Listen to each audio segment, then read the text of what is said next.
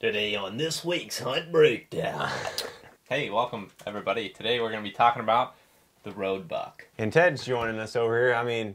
Sorry. Dylan. Anyway, we're talking about the road buck hunt. A lot of folks have been watching the hunt breakdowns and you guys seem to like those. So we're going to keep going through some of the more requested hunts. I guess to give some context, we had been bouncing around and hunting in Iowa a fair amount that week. Most of us were in the field at that time doing something. It wasn't the first week in November, it was that second week, like the 5th through the 10th time frame. We'd been seeing bucks and having good luck. But on this particular morning, we didn't have a ton of time to go in and go super deep somewhere. We'd actually busted our butts the day before that, so we were worn out, so to speak.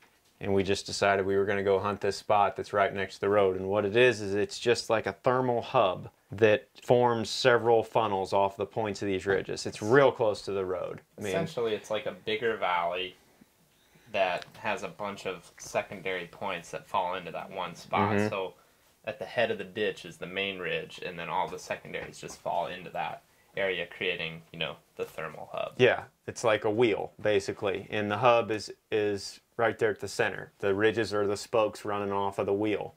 And where you find those hubs, unfortunately, they're usually down low where they're difficult to hunt because of wind, but you've got all these ridges that are running up off of it, which is travel corridors and bedding on those points. So it's a good natural cruising spot. Usually there's scrapes, there's rubs down in there. Great rut spot. Hear them owls heading down there? Isn't that pretty cool? Oh yeah, yeah.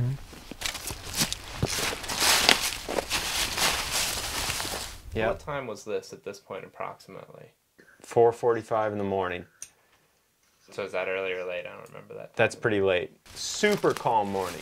No wind, very crunchy, and that's another reason why we went to the road stand that morning, is because you didn't have to go making a bunch of noise. Yeah. On the way in. You had hunted this area in the past. I guess that's a good that's a good thing to mention too. It's like from past experience, you knew that this is an area that bucks, we're going to be traveling through. They're going to be cruising through. You almost shot one with Barbara the year prior, right? Mm-hmm. That same tree. Well, not the same tree, but a tree 10 yards from it. Okay. Same spot. Did you adjust because of a trail difference, or did you adjust because you just felt like you had more shot opportunities? No, I adjusted because me and Barbara messed that buck up. Remember watching that video? Yeah. The buck comes right down the trail, and these bucks are cruising from across the road. Mind you, it's private land across the road. It's public on our side of the road, obviously. We were right on top of like 5 trails. We were trying to cover as much as we could, and the buck came right at the base of the tree, and he never gave me an angle, and he eventually smelled our ground scent and turned around and got out of there before I could shoot him. So this year we sat just off of that tree, about 10 yards away. My question, looking back, how did you guys find that? Because a lot of times when you guys are by the road, it's like a brushy overlook spot that people just walk by, like with Greg's hunt where somebody just cruises by the trail. Did you just map scout and find the ridges coming down and you just figured, what the hey, let's go hunt it? Or? Actually, it didn't. This wasn't necessarily a spot that made sense on the map immediately. You're driving off the hill where there's several ridges and into the bottom, and there's a culvert down there where the creek goes under. Yep. And that's right at the base of all those ridges. Yep. And that's right where all those deer are crossing. So there's basically 2 thermal hubs right there. There's one on the private side, there's one on the public side. And they're crossing right where that culvert is, that low spot. Morning's starting off pretty calm.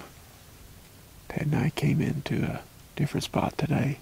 When you get the sun start to rise and warming up the ground, it just takes that thermal up, and that's one specific time that you can hunt down on the bottom like that without just having crazy swirls. And that's why another reason you chose to hunt there that morning. It's not like you're just going into this, this stand just willy-nilly. Like, there's specific conditions that made this work, and you guys just nailed it, Now, at a certain time in the morning, that switches a lot of times. Once the sun gets up and the day winds pick up, it'll start swirling, and you'll drop milkweed, and it'll start cupping down through that bottom and circling around, and then the next buck you have come through is going to nail you. Yeah. And Ted and I are set up at this point. We've been sitting there for 45 minutes as it's getting daylight, and we could hear these things coming. The does. Yeah, off of those ridges. They ended up coming by us on the public side.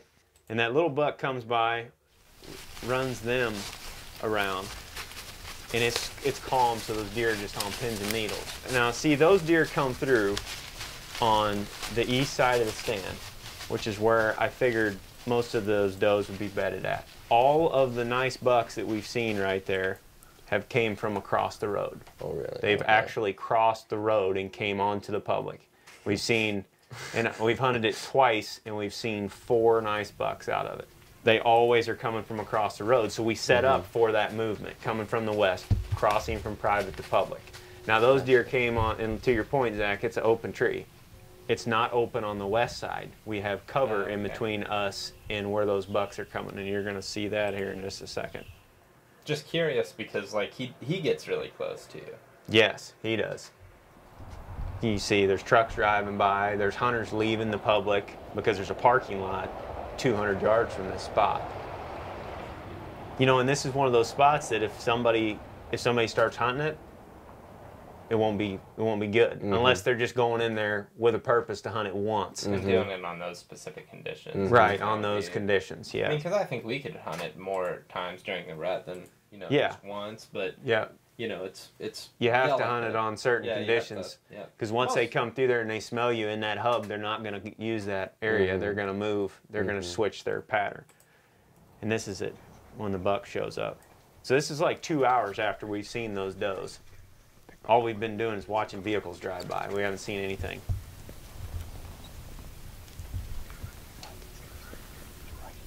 He's right here. He's coming right here. Hurry up, he's right here. You see right there where he's at in this little opening? Right there is that culvert back there by the road. And they just walk that trail right down that opening, and there's usually half a dozen scrapes down through there. And once they get to that opening, they either veer south and come to the southwest of the tree, or they go right underneath of it and walk over towards that big oak. It's so funny because you look at it and it just looks like such open timber, but like it is. Deer cross the road, like when they're traveling big range cruising like that, they're gonna go through these weird spots. Sometimes they will be open, but I mean, you're not seeing a bunch of deer, but here he comes cruising through there. And that's what I kept telling Ted. I'm like, this is one of those spots where you ain't going to see a lot of deer. We're going to be sitting there, messing around, and we're just going to look down, and one's going to be walking at the tree.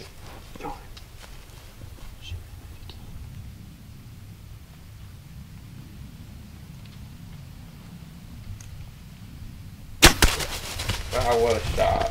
Oh, it's awesome. He was right there in the bread basket. He's gonna die right there, Ted. Real close. I just love how it just really, just great penetration on that arrow. It's a good shot. Yeah, me and Ted are pretty much losing our minds at this point because literally 30 seconds before that we were like, man, is anything gonna happen today, or what do you want to do? Where do you want to eat lunch? Where do you want to go next? Really, where do you want to go next? I don't know. And probably thinking like 3 days ahead. And that's why I look like I just.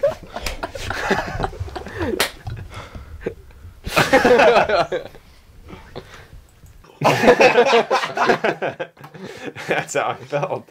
Dude, like, hang on. I don't even feel like this is real. We haven't even seen anything. We just keep saying like, oh, one's going to show up sometime. I know. Like, guys, we're sitting here and we haven't seen anything for like 2 or 3 hours. And Ted just says, man, I'd really like to film somebody shoot a buck soon. And I'm like, well, maybe today's going to be the day. Oh, another big buck. Really big one. Right on the road. Hang on. Me and Ted just shot him, and he fell, and he's dead right there. One. And we look up in this other thing. I don't think we got any footage of him, but this other buck that is like identical to the one that I just shot, except he's got a little bit shorter fourth points. But it's another 10-pointer, nice 10-pointer that's coming through the same gap. And if me and Ted wouldn't have been up there like high-fiving and yelling and doing whatever, he'd have probably walked right down there and Ted might have got a shot at him. Because he was coming through the same funnel, doing the same thing. Oh, you can see him. Yeah, there he is running off. Flag, yep. The good thing I like about that stand is you get real close range ethical opportunities. Like that buck, you're catching him completely off guard. He's coming through there. He has no idea what's about to happen. And I was able to come to full draw because of that tree. You see that tree is the only one that's holding its leaves. And I saw that when I hung that stand. And you were mentioning earlier about the lack of cover in there. Yeah. But you're looking at it coming from where you expect them. Right. I was like, the spot where the bucks are probably going to come through that we're going to shoot are going to come from the west. I was going to ask, was that just the luck of the draw, or did you find that? Because it's hard to see that simple, like those overlooked things in the dark. When No, you're I hanging saw at it the in the headlamp. Video, right? Yeah. Like, as a viewer, like, it's hard to tell that that's what you use to draw. Before we picked a tree, you know how it is in the dark. You're like looking at trees, you're looking at the ground, you're trying to figure out where you're going to go, and you're hemming and hawing around for 20 minutes on where you're going to set up. It's rarely you just go straight to the tree and just climb right up in it. I mean, you're usually looking at a lot of details. That buck is walking through here facing straight at us. And as y'all can tell up in that tree, we're pretty open. We don't have much cover in the tree itself. So we're looking for other cover in and around the tree, especially to get drawn back. That's the biggest thing. And there was just enough leaves in that tree as he's walking through here and then veering right. I was able to draw back real slow when his head was behind all those leaves and he didn't catch me. Why is that spot good close to the road? Like, ultimately, like, why are people overlooking that too? Why are other hunters not hunting that spot when, to us, it's a place that, you know, if you sit there long enough and you get the right conditions, you're going to kill a nice buck? You know, why is that, I guess? I mean, I think I know why, but... I mean, a common theme, too, that we've seen, and like, we've done several of these hunt breakdowns here, of the recent ones we did anyway, the one with Greg's buck and that doe, he's like 300 yards from the car. That buck that you killed in Nebraska, you spotted him from the access road. This deer, killing him 80 yards from the gravel road, and people are just driving right by it. It's just an overlooked area. You basically have you have a parking lot down there with a huge expanse of public land, and you can go 100 yards from that parking lot. You can go 6 miles from that parking lot. You can go way back in the middle of that thing if you want. And there's good stuff back there. And that's kind of what people are drawn to. And since they're drawn to that, the deer are bedding in all those situations, looking at that access. Yeah. So they're basically, I mean, all these bucks that we're talking about are in sight of the access, in sight of where humans are habitually walking. And I think they're tough to find, but once you find one, it makes sense completely because they've got you monitored. It's hard to get to them, just like in this situation. There's no people hunting that little hole right there. There's people on that road all the time. There's a guy that's...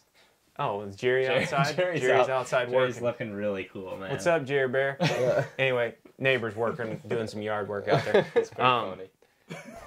There was a guy that drove by, like me and Ted are still in the tree. We're waiting for Greg and Jake to get there. I see him. And they pull up, and this guy is leaving the public and drives over to their truck, you know, to Greg's truck. And he actually took a bike way back in there on that public that morning. Didn't see anything, you know, worth shooting is what he said. He saw some young bucks and does, but that was it. And he was leaving. I feel like watching it too, and people, like, from a viewer, you know, last year, even just a couple months ago, how you guys talk about accessing stuff creatively. I mean, just parking in a different spot than where everybody else parks. Yeah, we didn't park in a parking lot. Right. We just parked in the road ditch up there. But you don't think of it. It's just like, oh, there's a parking lot for this public, you know, everyone goes and parks there. And we know that those deer crossed the road right there, so we didn't park right there. Right. We parked up the road. Right. And we actually drove down there. That's another interesting point that we didn't film when we should have. Ted and I drove down there in the Smurf and parked on that culvert that those bucks walked across. And I looked back up the hill with my light. And I was like, okay, we have to get just over that lip for that car to be out of sight. Because I don't want that buck to start crossing that road and look up the road and see a car parked in an odd spot or something. I don't want him to be nervous. I don't want him to know we're anywhere in here. So when we pulled back over the hill, we backed over just high enough where we couldn't see that culvert crossing anymore. And we didn't park down there. Parked back up the hill a few hundred yards and then circled back in to the stand so that we didn't leave any ground scent on those trails where that buck's coming through. If we couldn't have parked there, we would have pulled down and parked in that lot and walked up the road and circled around. And yeah, we would have walked across those trails on the gravel road, but like that was the option we would have had, and it probably wouldn't have mattered. They'd have probably walked right over it, Right. and it wouldn't have been a big deal because it's a ground scent on a gravel road. Right. We're used to human traffic there. Yeah, I mean, so just do whatever you can. Yeah. If you But if the spot is right there, you got to hunt the spot. That's what everybody always struggles with. It's like, man, I just can't pull the trigger on that spot because of this or this reason or this excuse or whatever. It's like, no. If that's the spot where the bucks walk and you want to shoot a buck, then you have to hunt there. Right. And find a way to do it. Maybe talk about your bow setup and why that shot is like at that range. And that angle is one you were willing to take, and you took twice this year and just drilled them. I just have long, lanky arms, so that gives me the ability to shoot a longer draw length. It's a disadvantage as well, because I can't shoot those short axle-to-axle bows nearly as accurate as a lot of folks can. But the advantage it gives me is I can shoot a heavy, or a super heavy arrow. Right. And I can create a lot more momentum with that long draw length. You know, and that bow is 80 pounds with that 30.5-inch draw, full metal jacket, and 125 grain fixed head on the end of it. And he's what? How far is 10, he right there? 8 or 10 yards. Like he's right there. And so was one in Missouri that I shot through both front shoulders. Not everybody's going to have that setup though, and I mentioned that in the video. It's like, yes, in this particular instance, I was confident in taking that shot, and I will take it again. But you have to know your limitations of your equipment and what you can do. I feel like with that, going back to your point of like how much time you guys spend picking out a tree, that's also the part for it too, so you can have those shot opportunities. Yeah, no, I mean, you're setting up. That's what it gets me more excited than anything when I'm setting up. I want to set up to kill a deer in a certain spot. And when the deer does exactly that, that's what gets me excited because the plan worked. You know, I don't care if it's this big or this big.